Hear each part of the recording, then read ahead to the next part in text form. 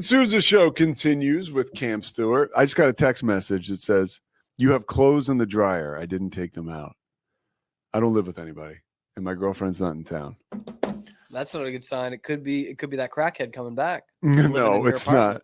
There's Sadie. There's a young woman who is moving into my old place, and would you be surprised that there's still a lot of my stuff there? So now basically she's on the payroll. And she's packing the remaining stuff up, which I'm going to pick up later on today and put in the back of my car. Wait. So, are you subleasing the old place? No, I'm out of there, but some of your stuff is still there. Yes. Why? Because I'm an idiot. Oh, okay. And there's someone else living there, and your clothes are in the dryer. Well, they're not there yet. They're not supposed to be living there yet. In all fairness to me, they're not supposed to start living there till the 15th. And I have not much left, but. I mean, she's a very cool person. So literally I was like, "Hey, I'm going to send you some money when you pack that stuff up." And she's like, "Yeah, I'll pack it up." So anyways. I thought this was a wrong number thing. And it turns out there's a good explanation for it. It couldn't be any more right. Wow. This is a good story to get us started there. Cam, last night, you and I both in attendance at the Baylor men's basketball game. And yeah, Baylor got a big win. And what's the number one piece of Locked On content you got out of the game? In terms of quality that I thought was good, or what got what did you get a lead story out of that? I mean, V.J. was the lead story. Wow. V.J. Edgecombe. Yeah. So there was a couple different offshoots I could have done from it. I could have got real into the basketball thing and talked about all the different kind of defenses they ran in the first half. There's going to be a Rob Wright thing coming up that I just got to talk about Rob Wright.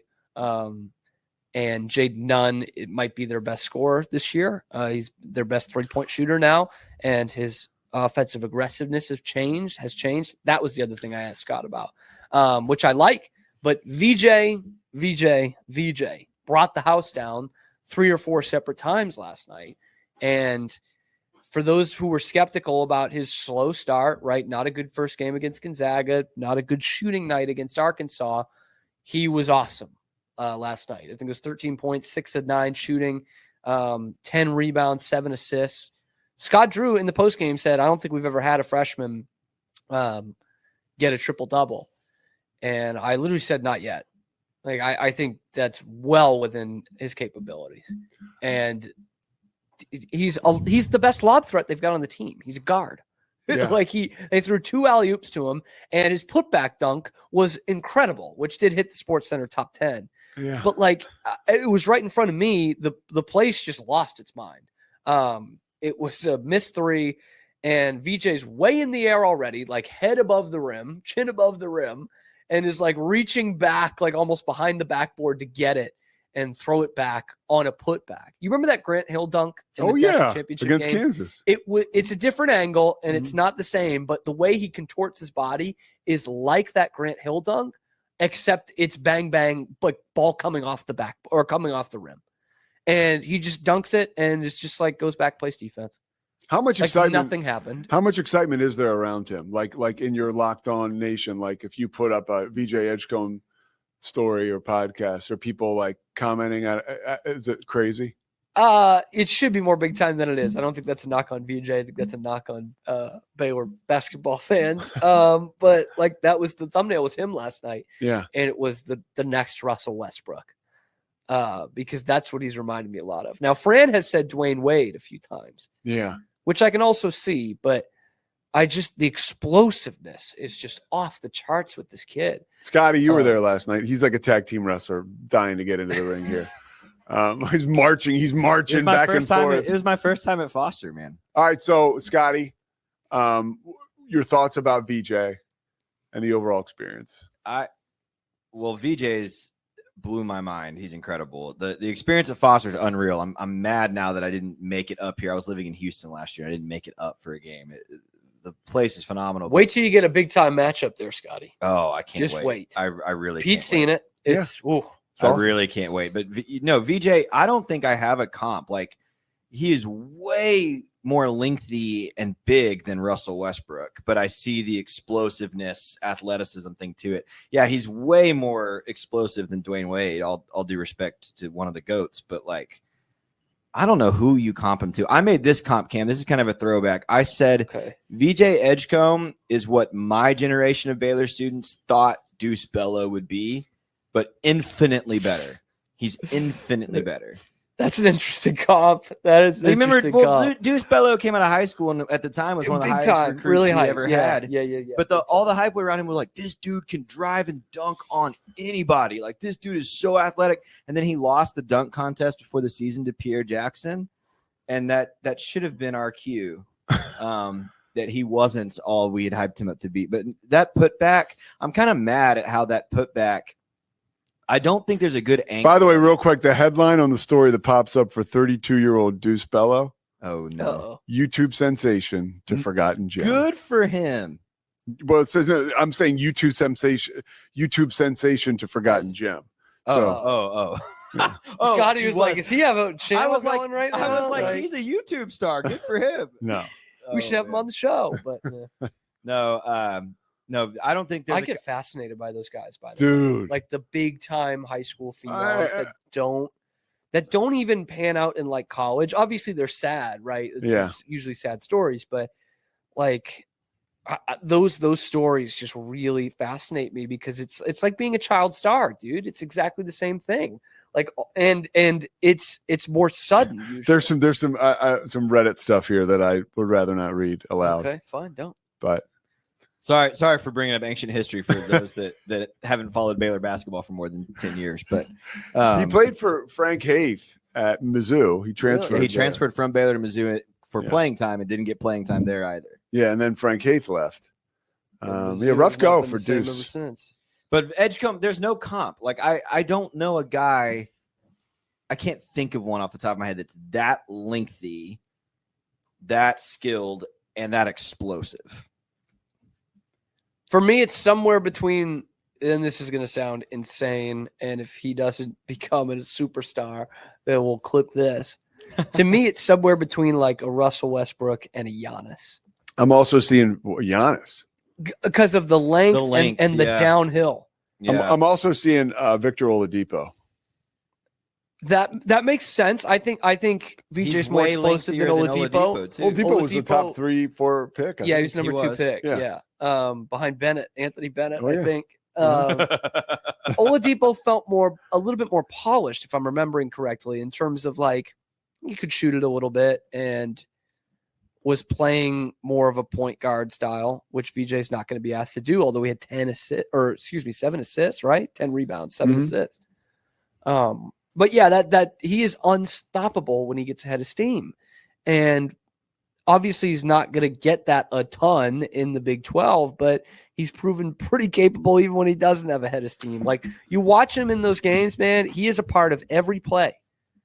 And remember, no matter how he's shooting, he is a part of every play. I like that he's part of all the hustle plays.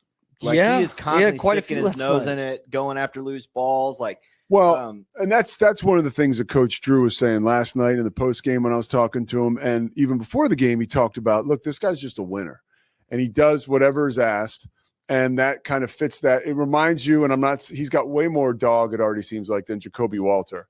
But who had some dog? I mean, but that type of guy, right? Mm-hmm. Like Jacoby came in here, 5-star, one of the best recruits in the country, and I mean, just right in to a part of things. And by no means was he like an alpha that was going to tell the veterans or older guys how things were going to go. He kind of got in line and did the right stuff, and I think VJ's doing the right stuff, and you saw how about that loose ball? We all saw it right near half court. Yeah, there were like 8 guys diving on the floor, on a Tuesday night game against Sam Houston, and VJ was one of them. Yeah, it's like, wow. And that all starts. I do truly believe in culture, right? And that's that Baylor culture. And even though the possession arrow went to Sam Houston, Scott Drew and the crowd really was into it. Yeah, a smarter basketball crowd than Cam gives credit for. Everyone applauded. Everybody smart. They appreciated the effort. It was like a hockey crowd in Montreal. Oh well, that's a bunch of prissy wannabes. I don't want to compare them to that. I like that they're not wearing suits to the game. one of you can correct me if I'm misremembering the play. There was a play, I think it was a foul. It was his second or third foul. And Scott immediately pulled him out. Yeah, and had a moment with him. And he looked like pissed at himself. Yeah. Like that, and I just think it's an attitude thing. Like there's so many, when you're that level, right? Number 3 overall recruit last year, it's easy anytime they call a foul on you to like argue with the ref or shrug up, but he is like beating himself up over every little detail. Yeah. To make himself great. And by the way, I wanted to talk, Pete, because you mentioned like a leadership thing and kind of gelling with the guys. That's not been a problem at Baylor for a long time, right? Like I'm not saying that any of these other guards did not have that, but in the post game, I don't know if you watched the post game, Pete, but I had my own post game show that I was doing. That's right. Sorry. I mean, I was overwhelmed at the time. Go ahead. I'll tell you that story in a second. So it was Jaden Nunn and V.J. up there at the podium, and they're like laughing with each other, giggling, and Jaden is giving all this praise to V.J. without being asked really about it. And I'm like, this is like, I know it's Sam Houston, it's November 12th, whatever, but like there's a respect there. And Jaden Nunn has started a lot of college basketball games, like nearing 100. And he's a dog. People listen to him. He's a senior. And here he is with this freshman who gets all kinds of hype. And you know how that can be of, this guy's going to come in here and run this team. Yeah, sure. And they're like simpatico, like that, like laughing with each other, giving each other compliments, saying how great each other are, or the great games that they had. Like there's something there. That's like I know you don't necessarily think respect when they're giggling, but no, for sure. Thing there. Yeah. And I'll take it one further. One from a basketball perspective, this goes back to a question that I asked you and we were both talking about. You talked about Nunn, and I asked David Kay last night because, I haven't been around the program as long as you guys have. I said, his jump already, I said it was halftime, and I was like, and he's got like 7 threes in his last game and a half. I was like, this is a guy who came to school last year known as a defensive stopper, right? Like he was not anybody that was going to be some deep threat, at least not consistently. And now here he is. And then David went on to say, with his like library of Baylor basketball knowledge, he said, that happens often in the second year under Scott Drew for a lot of these transfers, right? I mean, you guys, I guess, know that, but I wasn't aware. He said, and we're seeing that already. I was going to say, who the biggest one was, and specifically looking at that play type and that position is Davion Mitchell. So Mitchell's first year was 1920, which was the year that Baylor went to elite status. They were 26-4 before the tournament was called off. And he was the starting point guard from day one, but he did not shoot. Like no one would guard him out on the perimeter as a shooter. You couldn't do it. And he was still a pretty good point guard and obviously a great defender. And then the next year he shows some offensive prowess. And from the beginning of March on, he's their best player and he's unguardable. Like he's taking guys off the dribble. He's hitting 45% from 3 the last month of the season, and becomes a top 10 pick.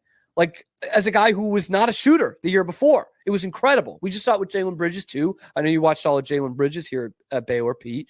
He was a guy who kind of was trying to figure out his role like the first half of his first season. That's who David K compared him to. And then he becomes this lights out shooter, and clearly Scott's telling him like that's what you are. You can score inside out. And last year, I thought most of the season he was their best player, Jalen Bridges. But if none can become half of what Davion Mitchell gave him in 2021, that's a guy who is going to be an all Big 12 player. Yeah. And then speaking to, the culture we were talking about, like, and those guys afterwards laughing and joking, good point by DK. Yeah. I had never met, obviously Celestine, right? But he was the guy who we got last night. And like, look, man, like I said, there was a lot going on. I was trying to manage breaks and figuring out, I don't want to throw to a break and then have a player come over and ready to be interviewed, nor do I want to have to do that with Scott Drew. So I'm like kind of staying on the air. Yeah. So Coach Drew comes out of the locker room and he walks over to J-Mo, all the way over to J-Mo. And J-Mo is like, no, you're over there with Pete. So then Coach Drew looks at me Yeah. So then Coach Drew, who like again kind of knows me, comes over and I wave him over and he sits down and he's looking at the box score and he's talking about V.J. and he's talking about how much of a winner he is, and then he kind of lightens up and continues to go through, and then Jalen comes over to the scores table and Coach Drew was like, "Hey, he could have had a couple more rebounds." He's giving him a hard time, but then Jalen sits down, and at this point, just by human being and human nature, I'm kind of nervous. I've never met him. Players, you have no clue what you're going to get. This guy could say one word. He could be pissed about being there. So many times as a PR person, you bring guys over for a post-game interview. It was like you were asking for a kidney. Yeah. And so, I mean, the guy was happy to be there to the point where I'm like, Jalen's phenomenal. Oh my gosh. I had no idea. We had him on the Mosley show. Oh, really? Yeah. Great. I mean, I'm like, this guy would do this all day. And by the way, this is not to pile on. He did not have a good game. Yeah. When everyone else did. Right. And you could see him like kind of the shot. It's not going in yet. He was a 45% 3-point shooter. I told him that. I was like, you're 45%. Like that. It's gonna drop. And you saw it. I mean, he's taking good shots. He had open shots against Arkansas. It's been a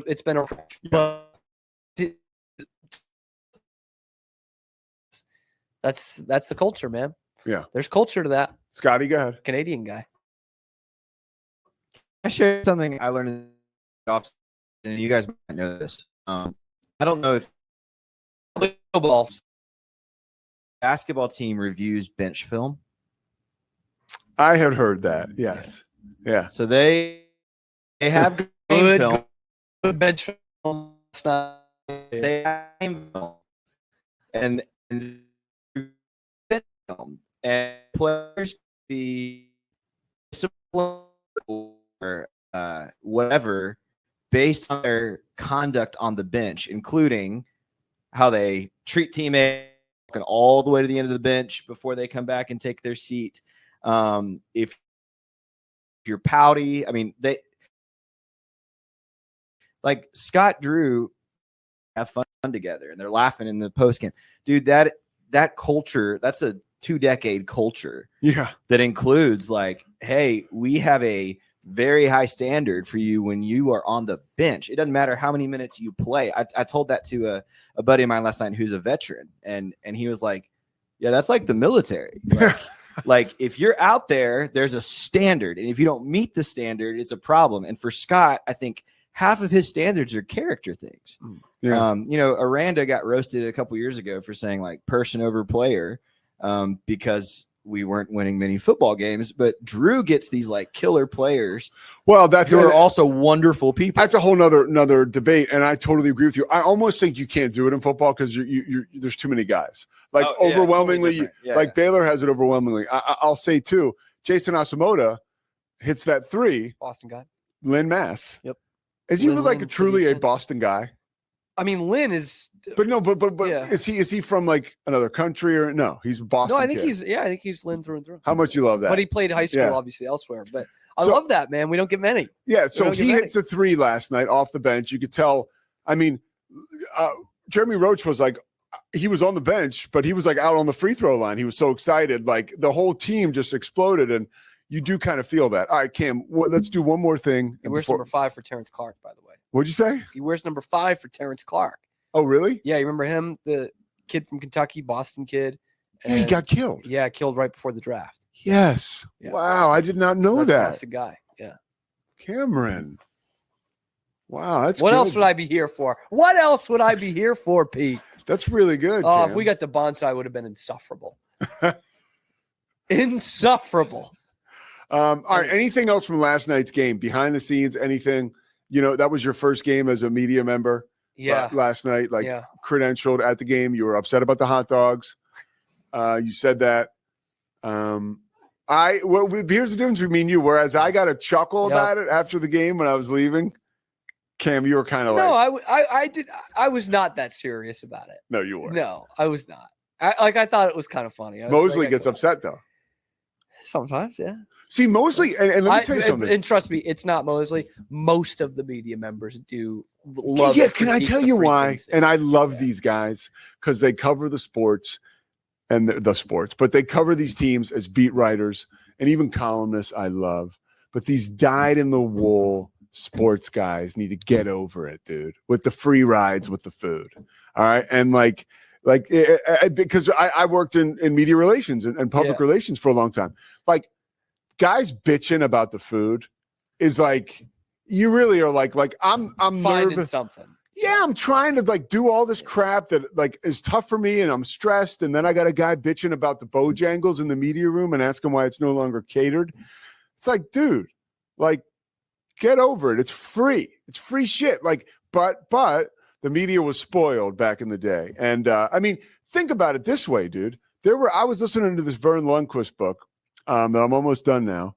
And when Vern was covering the Cowboys as like just a dude, you know, he was working for WFAA. They would take him and other members of the media on a charter to a game. I mean, wide open booze on the plane. That's you know, you get there, you're drinking, and like that was the norm. You know, and that was treating the media was like super important. Like when I worked for the Hornets or for the Bobcats, there was this thing that you used to do, and this is before.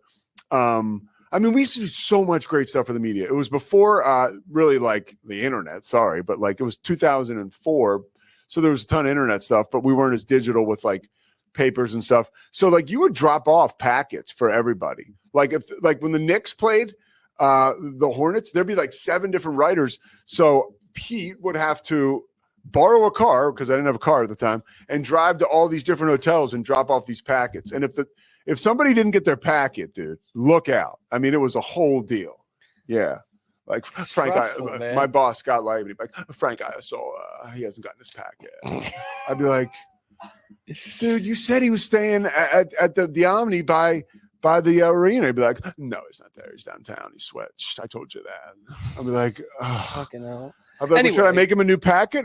I don't think so. You just go get the old one. It's there. I'm like, oh my God. Anyway, you asked one more thing about the game, and I'll give you the one more thing about the game. Yeah.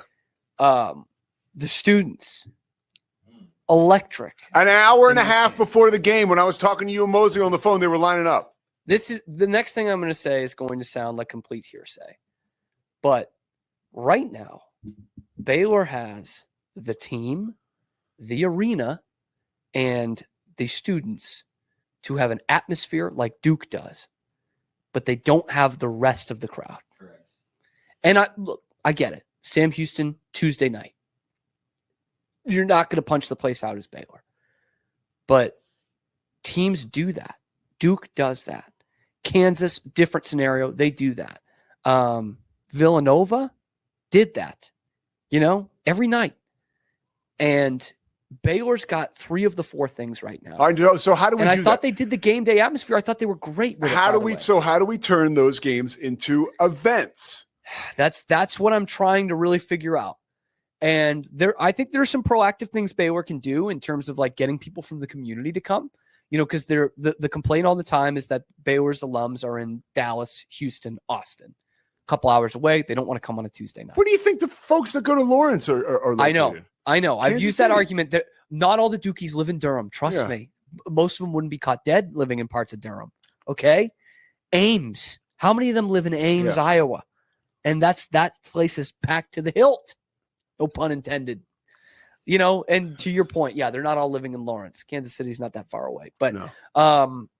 That's the next step for Baylor. And Tech has some people living in Lubbock, but they've got a fan base there of people that didn't necessarily go to Tech. And so they can punch that place out.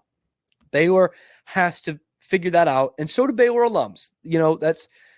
That's the question. How does it become an event? Because I was pleasantly surprised to see how great an atmosphere the students made it last night. It was really cool. Throwaway game. And I hope they do it again against Tarleton. Second game of the year. Are you going to show out then? It's a Sunday night. I think they will. And I put this in my notes. I'm sorry, we're going way over time here. Right. But 5 minutes into the game, they went up 15-5. Jeremy Roach had just hit a 3. Sam Houston timeout. The place is going nuts. And it's immediate timeout. And right away, right as that timeout gets called, the lights lower and they start doing the kill, like right away. And I'm like, they nailed that. it's not like football games where you have a big pick and the place is going nuts, media timeout. Here's our charity champion for life. Like none of that. Yeah. Not even the Matson financial putt, which people love, which they got. I know you got to do those throughout the game, but it was a big moment and they leaned right into it. And so they're so close. They are so close. My sincere hope is I'm coming back in 5 years. There's another Final Four national championship banner up there, and it feels like going to Cameron Indoor. I don't know if they're going to be camping out in Drewville, but they have an opportunity to become an elite game day college basketball. This is what the sport is all about kind of atmosphere. They're very close. Should have saved that take for your show. All right. That's pretty damn I did good. a little bit on Locked On. All right. Cameron Stewart. I something I really believe in, man. I love college basketball, and I love college basketball schools and environments. And Baylor, amazingly, is that close. Because even when I graduated, they were nowhere near that. And they're that close with this building. I love it. All right. Cam Stewart. Catch him this afternoon. ESPN Central Texas with Matt Mosley and, of course, Locked On and the Cam Show here on the Rogue Media Network. Pete Sousa Show, powered by the Rogue Media Network, marches on after. It's the Pete Sousa Show.